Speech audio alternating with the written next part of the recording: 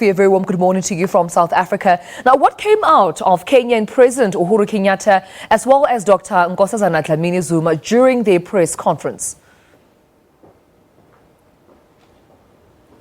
Well, the press conference revolved around the summit that is going to be held in the continent in Nairobi, in Kenya, in June.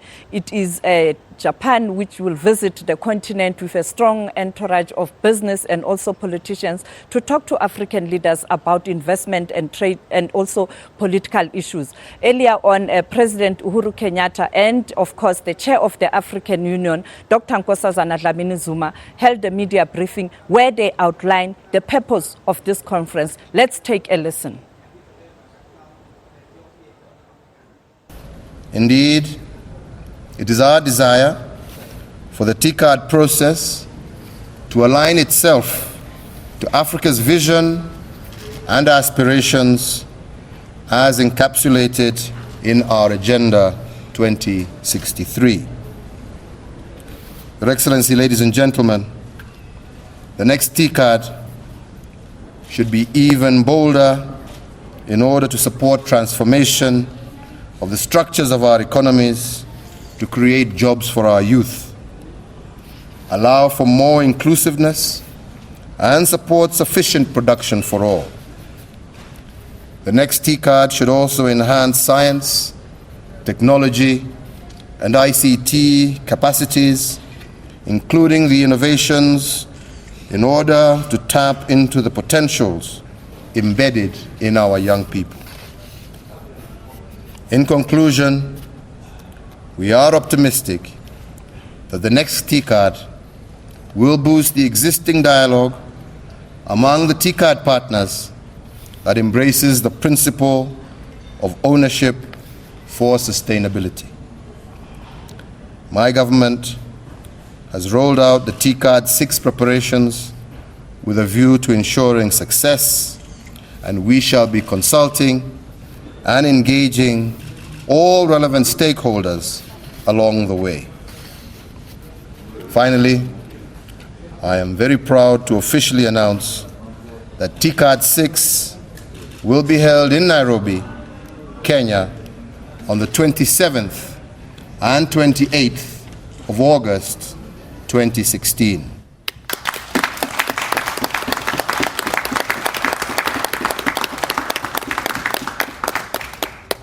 I, and indeed all Kenyans, look forward to welcoming you to our great country.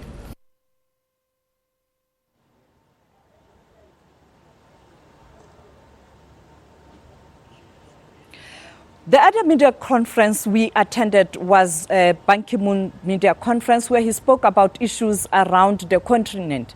We focused mainly on issues around Burundi.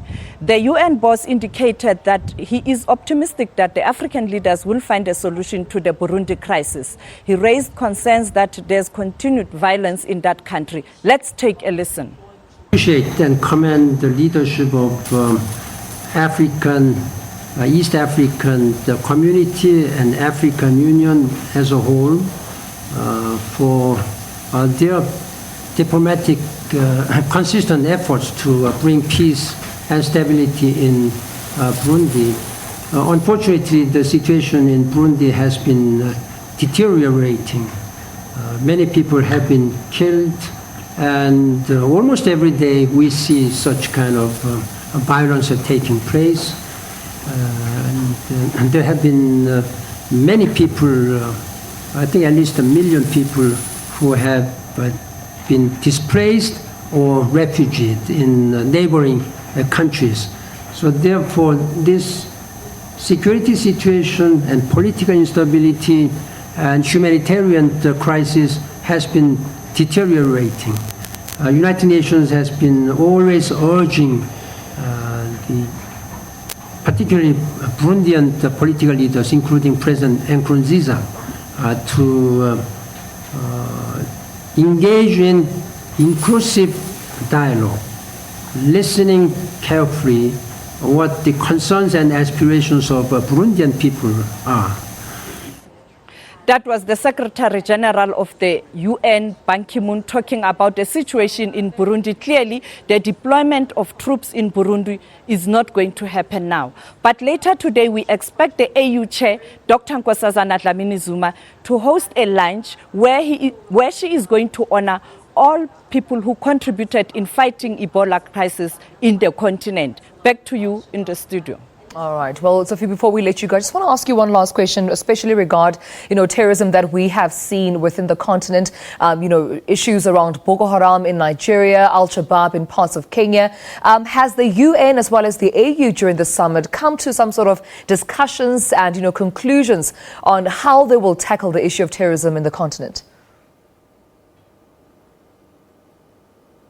Well, of course, leaders are worried about peace and security in the continent, and the issue of extremism and Boko Haram is high on the agenda. You are aware that President Muhammadu Buhari is here, President of Cameroon, President of Chad, who's currently the chair of the AU, are the ones that are trying hard to ensure that they deal with the crisis of Boko Haram, or they put a stop to the Boko Haram attacks in that region. Therefore, clearly behind the scenes, the leaders will definitely delve into these issues. And we are hoping that at a media briefing later today, the AU Chair Commission and the new chair will announce or give us an indication in terms of the steps that are likely to be taken to address all the challenges facing the continent. It's not only the security issues, but development as well, issues of human rights. And we expect that this summit will come out with clear program of action to address all those challenges. Come later this year, when the second summit is held in Rwanda,